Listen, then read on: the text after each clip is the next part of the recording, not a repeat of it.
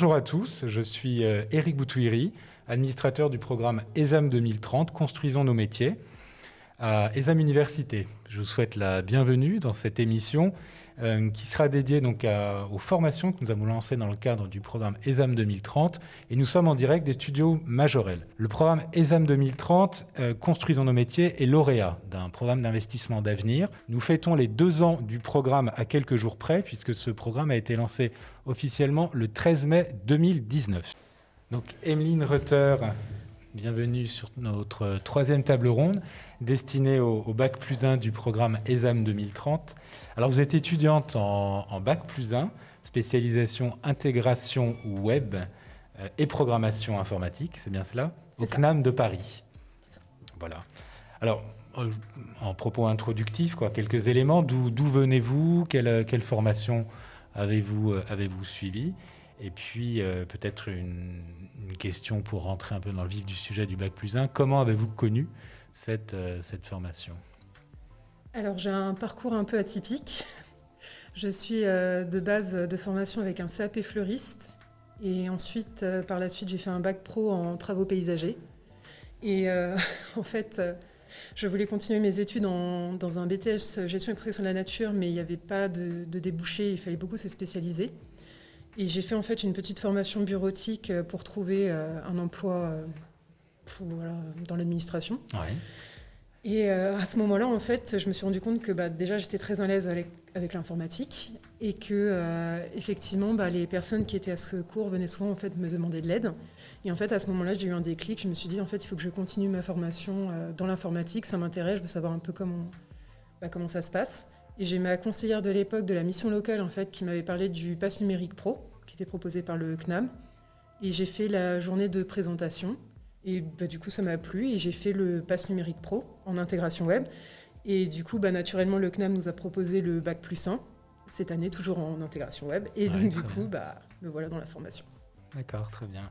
Et pourquoi réellement avoir choisi cette formation de niveau Bac+1? Parce qu'on pourrait se dire que peut-être qu'avec le Bac Pro que vous auriez pu aller vers une licence pro. Non, c'est vrai qu'en fait, je me suis pas partie sur une licence parce que je venais d'un Bac Pro. Et là, je me dirigeais vers vraiment un domaine qui était complètement différent. Donc, je me dis qu'il fallait que je reparte de zéro, quoi. Je n'ai pas pensé à une licence. Je vais vraiment commencer par quelque chose d'accessible. Et avec une idée donc d'aller directement sur le marché du travail ou vraiment plutôt, comme vous avez l'air de le signaler, en vous disant je vais découvrir quel est ce métier d'intégrateur web et de programmation numérique et ensuite je verrai jusqu'où je peux cheminer. C'est un peu ça. Effectivement. Le Pass numérique pro était le tremplin.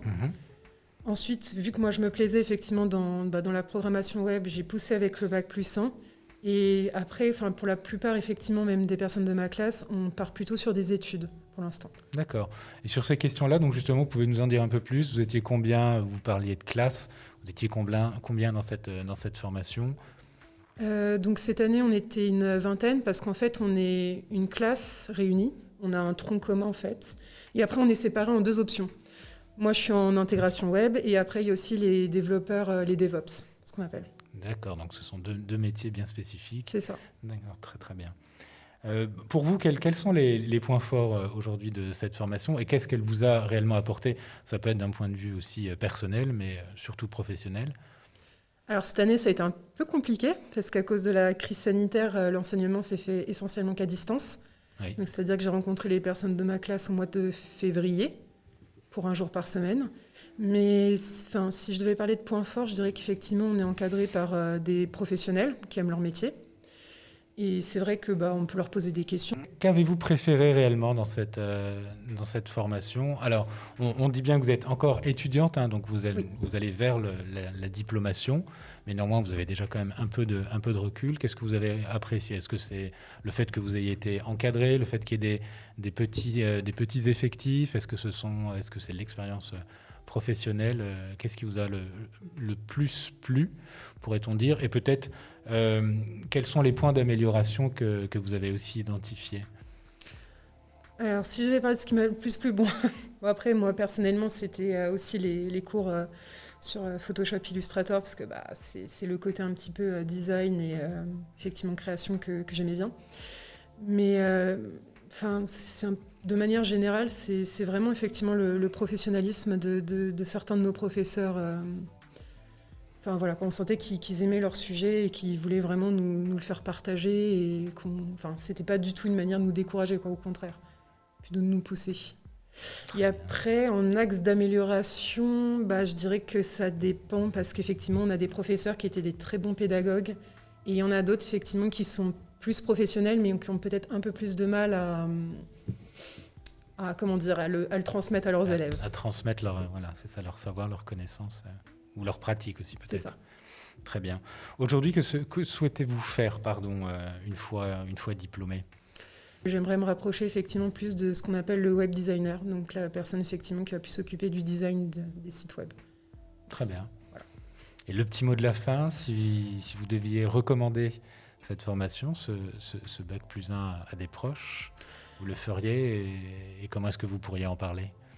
Alors oui, je le recommanderais. Très bien, merci.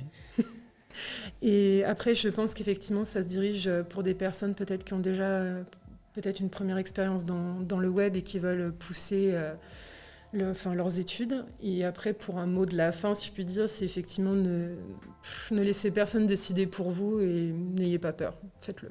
Très bien, à nouveau un mot d'optimisme. En Toujours. tout cas, merci Emeline Rutter pour ce témoignage qui montre bien toute la puissance finalement de ce diplôme de Bac plus 1, parce qu'on voit bien que vous êtes passionné, vous venez d'un engagement autour des fleurs et finalement vous êtes à nouveau dans un domaine créatif.